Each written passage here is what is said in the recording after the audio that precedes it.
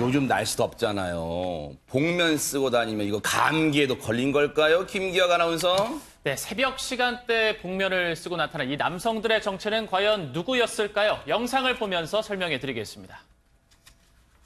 네, 부산의 한 금은방 앞에 후드티를 뒤집어 쓴 남성 2명이 서성이는데요. 손님 같아 보이진 않습니다. 주변을 둘러보는가 싶더니 갑자기 손에 들고 있던 망치로 유리문을 내리칩니다. 어이구. 네, 강화 유리 전체가 금이 가고 몇 차례 이렇게 가격을 합니다. 네. 그리고는 팔꿈치로 이 유리문을 넘어뜨리죠. 이렇게 세게 하니까 이게 넘어가요, 이게 또. 네. 예. 마스크와 후드티로 얼굴을 가린 2명의 남자가 금은방에 진열돼 있던 귀금속을 털기 시작합니다. 아하. 예, 저 왼손에는 또 미리 준비해온 가방이 있고요. 네. 이 가방에 귀금속을 쓸어 담는데요. 네. 최강을 하듯이 그냥 뚝딱뚝딱 쓸어 담고 네. 그리고는 쏜살같이 달아납니다. 아하. 저게 강화 유리가 저렇게 되는군요. 산산조각 나는 게 아니라 그냥 가늘게 잘게 금만 가고 저렇게 그냥 뭐 엿가락처럼 휘어지면서 딱 넘어지네요. 그런데 이수정 교수님. 네. 정말 눈 깜짝할 새라는 게 느껴집니다. 저 네. CCTV 보면요. 네, 뭐 보니까 좀 굉장히 준비가 안 된 식으로 네. 범죄를 저질렀던 것 같다. 네. 그렇기 때문에 지금 뭐 상당히 나이도 어려 보이고 아하. 대담하다 이런 생각이 드는데요. 네. 지금 새벽 4시쯤이었다고 합니다. 그래요? 27일. 그리고는 이제 강화 유리문 보시다시피 유리문을 부수고 네. 침입을 해가지고 2,300만 원 상당의 금목걸이 8개를 훔쳐가지고 나갔다 그래요. 그러다 보니까 이제 범행하는데 걸린 시간이 20초. 지금 보시면 뭐 이렇게 손으로 세도 얼마 안 되지 않습니까? 저런 식으로 이제 몇 군데에 피해를 입힌 게 아니냐 이렇게 네. 이제 추정이 됩니다.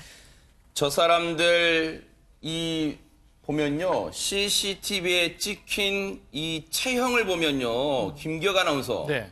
그냥 무슨 운동선수 했다고 밀 정도로 되게 건장하잖아요. 누구예요 대체? 네, 굉장히 건장해 보이는데 이게 그 10대들이 포함되어 있습니다. 10대 예요? 네, 총 5명인데 10대가 4명이고요. 20대가 1명이었습니다. 어허. 이들은 또 SNS에서 이제 인원을 모집까지 하게 되는데요. 네.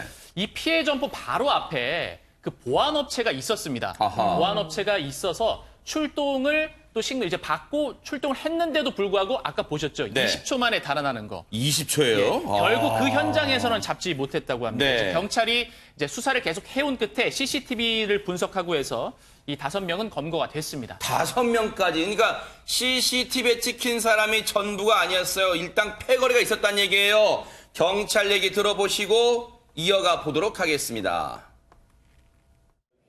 금은방 가게가 도로변에 있는 데다가 그 또 망치로 강화 유리를 한 3면 정도 내리치니까 유리문이 깨어지면서 그 걸린 시간이 약 20초밖에 안 됐습니다. 그래 놓으니까 보안요원이 출동을 하더라도 그 이미 도망가고 없는 상태이라서 잡을 수는 없었을 것입니다. 그 부산에 발생하기 한 2시간 전에 울산에도 그 범행이 있었는데 같은 수법으로 그 들어간 데가 그 액수가 얼마 안 됐답니다. 액수가 작다 보니까 다시 부산을 가자 이래가지고 부산에 내려와서 재차 범행한 겁니다.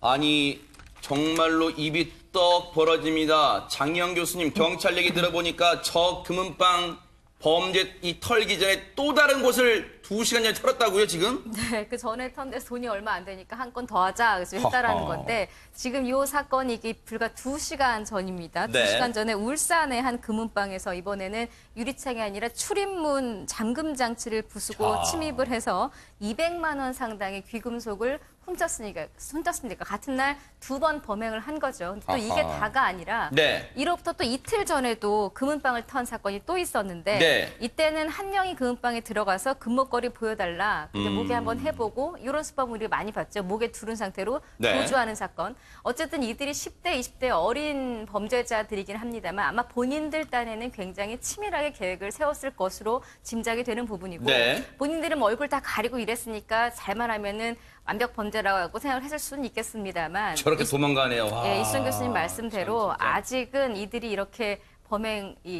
경찰의 수사망을 벗어나기에는 좀 많이 미흡했던 것 같습니다. 지금요 저 범인들 보니까 일단 10대라는 게 충격적이고요. 예. 그리고 앞서 이 CCTV에 찍혔던 부산의 금은방 털 때 보세요. 금목걸이 8개를 훔쳤는데 그게 시가가 2,300만 원. 이게 이수정 교수님, 물론 추정입니다만 이 사람들 돈 되는 금목걸이를 한눈에 알아봤을까? 8개 훔쳤는데 2,300만 원이에요. 글쎄, 지금 이제 이들이 5명이라고 합니다. 네. 근데 그 중에 3살 된 사람이 있어요. 아. 이 사람의 주도에 의해 가지고 나머지 10대들은 뭐 19살 뭐 이 정도 되는 애들인 것 같은데 네. 문제는 아마도 이 중에는 전과가 꽤 진행이 많이 된 친구가 있기 때문에 그래요. 그런 이제 친구들의 리드에 따라 가지고 대포차도 사용을 했다고 하거든요. 그렇기 때문에 이 5명이 역할을 나눈 다음에 누군가가 대포차에 타고 있고 준비를 하고 있고 도주 준비를 그리고 나머지가 저렇게 무슨 뭐 앞에서 이제 나서 가지고 뭐 깨고 부시고 훔쳐가는 이런 이제 역할 분담을 했던 것 같습니다. 네. 그리고 나서는 경찰 추적을 따돌리기 위해 가지고 나중에는 이 대포차를 없애기까지 했다고 해요. 네. 그러니까 나름대로 도주를 하는 경로나 또는 뭐 증거를 없애기 위한 노력 이런 것들이 준비가 됐다 이렇게 봐야 되겠죠. 이게요, 지금 수법을 들어보니까 범죄 영화,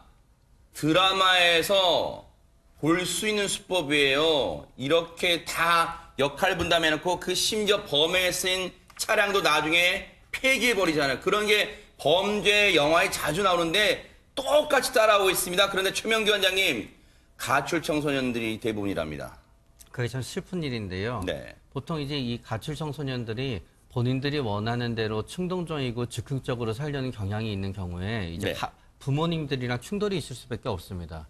그러니까 이제 부모님들이랑 충돌이 있다가 보니까 본인이 원하는 대로 살지 못하니까 나오는 거예요. 네. 만약에 부모님들이 가출 청소년들이 가출하기 전에 모든 요구를 갖다 수용하면 집에선 나오지 않고 관리가 어느 정도 가능하겠지만 아하. 그거는 또 부모님이 그럴 수 없거든요. 네. 그럼 이 가출 청소년들이 나오고 나서 나름대로 사회에서 관심을 갖다 주려고 노력해도 문제는 뭔가 하게 되면은 어떤 시설이나 어떤 시스템을 만들게 되면은 네. 그 안에서 그거를 따르려고 하질 않아요. 아. 왜냐하면 술도 먹고 뭔가 자유롭게 지내야 되고 유흥도 해야 되는데 그거를 그 시설에서는 국민의 세금으로 준 시설에서 하게 되지가 않거든요. 네. 그렇기 때문에 결국은 그런 성향 자체에 대한 치료가 중요하고요. 네. 결국은 이런 식으로 해서 첫 번째 사회의 어떤 감독을 받게 되는 어떤 초범이었을 때 네. 진짜 그때 잘 치료가 이루어져야만 됩니다.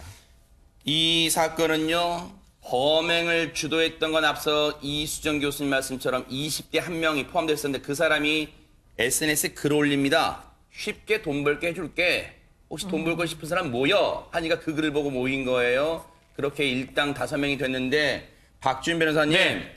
걱정되는 건 이 사람들이 이제 처벌받는다 하더라도 과연 교도소 가서 또 다른 범죄 수법 배워서 나올지 또 그게 걱정입니다. 문제입니다. 사실 절도 범죄 같은 경우는 교도소에 가서 다시 학습하는 그런 부분이 있기 때문에 아하. 그런 부분을 조심해야 되는데 일단은 2인 이상이 야간에 절도를 했던 부분이 될 수 있어서 특수절도에 해당하고요. 네. 특수절도라면 1년에서 10년 사이에 징역에 처할 수가 있는데 경찰 5명 중에 2명을 지금 구속 입건한 상황 가장 뭐 주범격으로 보이고요. 아. 나머지 3명은 불구속 입건을 했습니다. 네.